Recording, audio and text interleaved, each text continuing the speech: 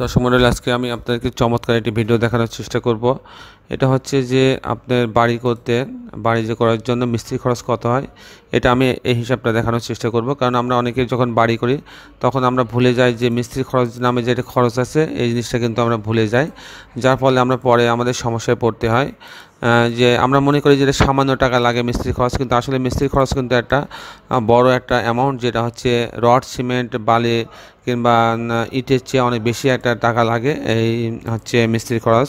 সেজন্য আমরা অবশ্যই বাড়ি করার আগে মিস্ত্রি খরচটা আমরা আমাদের হিসাবের 1 নম্বরে রেখে দেবো, কারণ কি এটা খরচটা সবচেয়ে বড় একটা খরচ।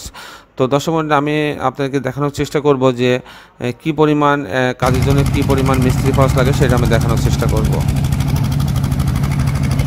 এটা দেখছেন যে এখানে মিস্ত্রিরা কাজ করছে, এখানে তারা প্রথমে ফাউন্ডেশনের কাজ করছে, তারপরে কলামের কাজ করছে, গ্রেড বিমের কাজ করছে, বিমের কাজ করছে, এখন আবার ছাদের ঢালাই দেওয়ার জন্য তারা প্রিপারেশন নিচ্ছে। প্রত্যেকটা কাজ কিন্তু মিস্ত্রির, রাজমিস্ত্রির কাজ। তার মূল কাজের বাইরে তারা আরেকটা কাজ, আরও কিছু কাজ থাকে, সেগুলো হচ্ছে যে সেই খরচটা কিন্তু আলাদা খরচ যোগাবে। ইলেকট্রিক্যাল কাজ, তারপর স্যানিটারি কাজ, তারপর টাইলস লাগানোর কাজ, রঙের কাজ, এগুলো কিন্তু আলাদা খরচ হবে। যাই হোক, আমি মোটামুটি আপনাদেরকে হিসাব দেখানোর চেষ্টা করব যে মিস্ত্রির খরচটা কী এবং এটা কি কোন কোন আইটেমের উপর কত টাকা লাগে সেটা আমি দেখানোর চেষ্টা করব। আশা করি এই ভিডিওটি আপনাদের অনেক ভালো লাগবে এবং কাজে লাগবে। মনে করেন যে আপনি একটা 3 কাঠা জমিতে একটি 5তলা বাড়ি করতে চাচ্ছেন, কিন্তু আপনাদের ধারণা নাই যে আসলে এক মিস্ত্রির কাজ যখন আপনি যাবেন, মিস্ত্রিটাই আসলে আপনাকে বিভ্রান্তিতে ফেলে দেবে। কারণ একজন এক রকম রেট চাবে, কেউ কম চাবে, কেউ বেশি চাবে। যখন একজন কম চাবে তখন যে আসলে যে জেনুইন টাকাটা চেয়েছিল সেটা আপনার কাছে মনে হবে যে সে আপনার সাথে প্রতারণা করছে, বেশি টাকা চেয়েছে, কিন্তু আসলে কিন্তু তা না। এখানে কিছু মিস্ত্রি আছে যারা আপনার না জেনে কিন্তু তারা কম দামে মানে কাজটা পাওয়ার জন্য তারা অনেক কম রেট চাবে, কিন্তু মাঝখানে দেখা যাবে যে তারা কাজটা ফেলে রেখে চলে যাবে। কারণ কি, সে কিন্তু ভালো মিস্ত্রি, ভালো মানের মিস্ত্রি না। আর ভালো মানের মিস্ত্রির কাজেরও কোনো অভাব থাকে না, সে কিন্তু আপনার পিস কাজটা পাওয়ার জন্য এত ঘুরবে না। এই বিষয়গুলো আপনাকে খেয়াল রাখতে হবে যে আপনি অবশ্যই বাড়ি করার সময় এরকম যদি আপনি ভালো মানের একটা বাড়ি করতে চান, যদি ফিনিশিং ভালো চান, তবে অবশ্যই আপনি ভালো মিস্ত্রি ছাড়া কিন্তু এই কাজটা কেউ করতে পারবে না। কারণ কি, সে তো আর তার বাড়ি থেকে টাকা এনে আপনি কাজটা করে দেবে না। কাজটাকে করার জন্য তার মিস্ত্রি নিয়োগ করতে হবে। ভালো মানের মিস্ত্রি নিতে গেলে যদি একটা ভালো মিস্ত্রি, রাজমিস্ত্রি যদি 500 টাকা 700 টাকা লাগে, কিন্তু সে তখন নেবে 400-500 টাকার কুমা মিস্ত্রি, নতুন মিস্ত্রি নেওয়ার চেষ্টা করবে, তখন কাজের মানটা খারাপ হয়ে যায়। যাক, আমি এই হিসাবটা দেখানোর চেষ্টা করব যে আমরা অনেক সময় ভুল করি। আমরা যখন বাড়ির নির্মাণ খরচ করি তখন আমরা মিস্ত্রির খরচটা আমরা হিসাবে আনি না, কিন্তু এটা কিন্তু একটা বড় একটা টাকা লাগে। যেটা এরকম একটা 5তলা বাড়ি যদি আমি যেটা দেখালাম, এরকম একটা 5তলা বাড়ি করতে কিন্তু আপনি প্রায় 22-23, এবং যদি টাইলস মাইসের রং করার খরচ, স্যানিটারি, ইলেকট্রিক্যাল খরচ দেওয়া যায়, প্রায় 30 লক্ষ টাকা শুধু আপনি মিস্ত্রির খরচে লাগবে।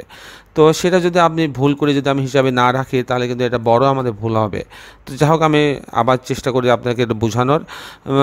আমি যেটা একটু আগে বললাম, মিস্ত্রি নির্বাচনে ভুল করা যাবে না। কারণ মিস্ত্রি নির্বাচনে যদি ভুল করেন, হয়তো দেখা যাচ্ছে যে মিস্ত্রির খরচ যেটা জেনুইন একটা খরচ, সেটা হচ্ছে যে একটা 5তলা বাড়ির জন্য সে গড়ে আপনি 210 টাকা থেকে 220 টাকা স্কোয়ার ফিট কাজ করার জন্য আপনার কাছে সে রাজি হবে, যেটা ভালো মিস্ত্রির হয়। অনেক সময় জায়গা ভেদে কিছুটা কম বেশি হইতে পারে, কিন্তু অন্য একটা নিম্নমানের মিস্ত্রি এসে সে আপনাকে বলবে আমি 160 টাকায় আপনাদের কাজটা করে দেবো। তখন আপনার মনে হবে যে আমি কেন এতগুলো টাকা বেশি দেবো, তাহলে আমার 160 টাকায় কাজটা দেওয়া ভালো হবে। কিন্তু এই মিস্ত্রি করবে কি, আপনি 160 টাকায় কাজ করে কিছুদিন পরে সে তার টাকাটা লাভ করে নিয়ে সে বিভিন্ন অজুহাত দেখিয়ে আপনার কাজ বন্ধ করে দেবে।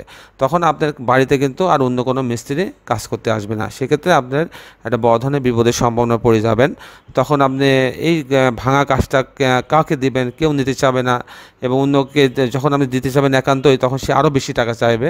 যাই হোক, এই ক্ষেত্রে সেজন্য আমি আপনার কাছে অনুরোধ জানাবো, সবসময় আপনার একটা মিস্ত্রি দেখে, যে ভালো বাড়ির কাজ করেছে, যে আপনি তাকে জিজ্ঞাসা করবেন যে তুমি ভাই কোথায় কোথায় কাজ করেছো, আমাকে এটা জানাও।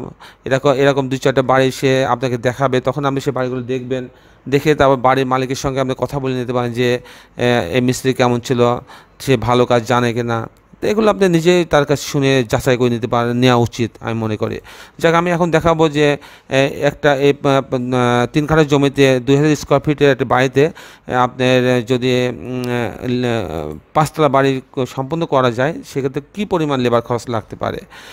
প্রতি তলায় লেবার খরচ লাগবে 210 টাকা থেকে 220 টাকা, আমি 210 টাকায় ধরলাম। তাহলে যেহেতু 2000 স্কোয়ার ফিট, তাহলে পারে 2000কে আমি 210 দিয়ে গুণ করি, 4,40,000 টাকা লাগবে প্রতি তালার জন্য। প্রতি তালার জন্য খরচ হবে 4,40,000 টাকা। তাহলে 5 তলার জন্য খরচ হবে কি 5 দিয়ে যদি আমি গুণ দিই 22 লক্ষ টাকা। এটা কিন্তু শুধু রাজমিস্ত্রি, এর সাথে আবার পরে যোগ হবে ইলেকট্রিক্যাল মিস্ত্রি, প্লাম্বিং মিস্ত্রি মানে স্যানিটারি মিস্ত্রি, তারপরে রঙের মিস্ত্রি, টাইলসের মিস্ত্রি, এগুলো যোগ হবে। তার মানে প্রায় 30 লক্ষের কাছাকাছি টাকা খরচ হবে। তো দর্শক মণ্ডলী, এই ছিল মোটামুটি আজকে আমার উপস্থাপনা। আমি আগামী পর্বে আরেকটা ভিডিও দেওয়ার চেষ্টা করব, সেটা দেখানোর চেষ্টা করব যে মিস্ত্রিকে যে আপনি কাজ দিবেন, সেই কাজের মধ্যে সে কী কী কাজ সে করবে সেগুলো আমি দেখানোর চেষ্টা করব। তো যাই হোক দর্শক মণ্ডলী, আমি এতক্ষণ আপনাদের সময় ছিলাম। আমার নাম ইঞ্জিনিয়ার টুটুল। আমার মোবাইল নাম্বার 07839069112, আর এটা আরেকটা নাম্বার।